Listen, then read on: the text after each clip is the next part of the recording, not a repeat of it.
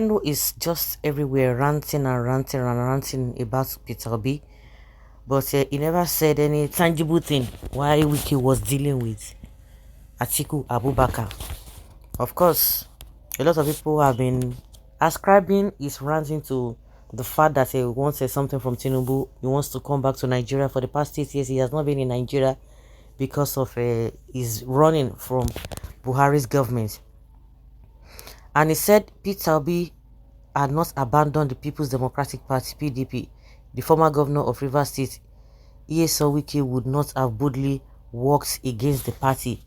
Reno Omokri said that the presidential candidate Peter Obi had not abandoned the party. He said Wike openly worked against PDP because of what Peter Obi did. And I don't know what Peter Obi did, which is saying that has stated that if the Labour Party presidential candidate Peter Obi had not abandoned the People's Democratic Party, the former governor of Rivers State, Nyesom Wike, would not have boldly worked against the party. Omokri stated that he personally called Obi and explained to him that he and a former senator were working behind the scene to present the same Atiku'S ticket of 2019. He lamented that despite informing the former governor of his plans, he went ahead to abandon the PDP and join the Labour Party. So that is why you are attacking him left, right and center. Okay, we can now see. The political analyst noted that if a united opposition could not defeat the All Progressives Congress APC in 2019, then how possible will it be to defeat them in 2023 when the opposition was divided? Speaking via Instagram, he wrote, if a united opposition could not defeat APC, of course he's saying the same story here and there. He said obedience work themselves up to an emotional state and insult everybody without even trying to comprehend where people are coming from. Elections are like war. You don't do what you want to do. You do what you have to do to win. The ones that have been winning, is it all about winning? It's not all about winning. It is not all about winning. People wanted to do what they wanted to do, so you are not in the position to tell them all the useless calculations and permutations. Where have all of those things led us? It's just for people to win, then they will not give you one position, then the rest people will be bound to the Philistines. It's all about that. You calculate and calculate, because the ones that we have been having, it is the INEC did not do the right thing. If Obiwu just started under 10 months could get that amount of votes, there's shame on all of you, because you privately called Peter Obi to inform him that they are going to present the same thing. So all of you now, you wanted the position to go back to the north again, because if that is what you are saying, because all of these things they will tell you, oh, G5 came, this and that.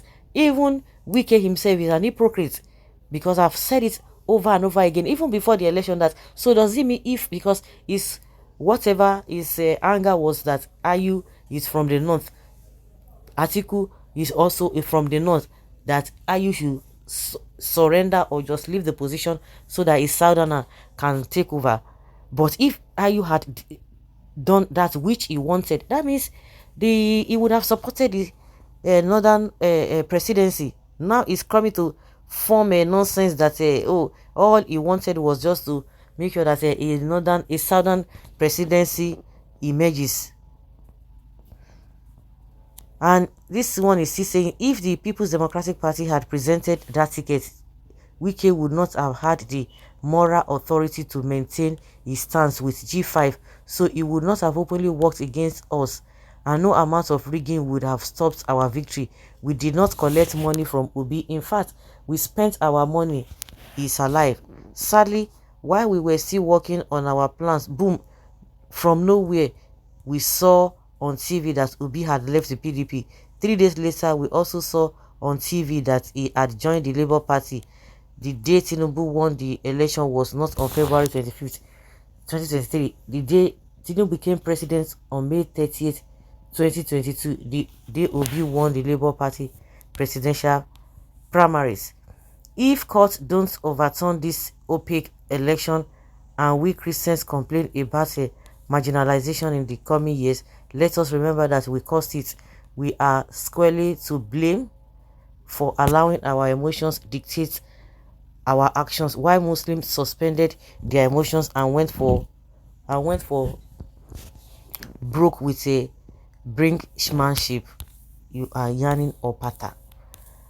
You are saying that if Obi had not left, why would you even in the first place give the ticket? Why didn't you people agree together to give the ticket to a Southeasterner? Because the Southeast has been voting for PDP for a very long time. You are just saying nonsense. Nigerians are even, they've passed through that. They've passed that. You are not telling us now. You should go and meet, since you want Tinubu, go and meet Tinubu. Go and join Tinubu. Nobody is holding you. You don't tell us it's because so it's blaming the failure of Atiku. Now you want to blame it on Obi because Obi left. That was the reason why Wike had to join. Okay, to go and support Tinubu is a big lie. Go and sit down. You don't know what you are talking about. He doesn't know what he's saying. Reno. Obi wouldn't have gained as much traction being under Atiku. Wise decision that he joined Labour Party, and he surprised all of you. And that was the reason why you are still against him. You are still running your mouth against him.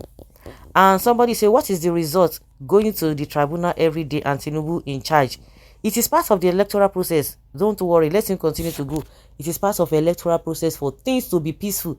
If finally the tribunal up to the Supreme Court affirms the victory of Tinubu, then everybody goes home. So there's no qualms. There is no qualms. You cannot tie somebody down because of anything. Let them do whatever they want to do. The day PDP lost the election was the day they presented Atiku as their flag bearer, not when Obi joined. Nigeria needed a new face in the politics. Obi could have made that happen with the support of PDP forces. Understand that Nigerians had no business with Labour Party until Obi showed with his timely manifestos, which he could have done under PDP and win the heart of Nigeria, especially the youth. Obi had a comparatively clean slate from his pedigree, and as the former governor of Anambra State, PDP never wanted to win the presidential election. Instead, their candidates all wanted to show how powerful they are at individuals or tiny groups levels. My brother, stop blaming it on innocent Christians. You never thought of them when you parade yourselves in an unrepentant impunity because of the power you wielded.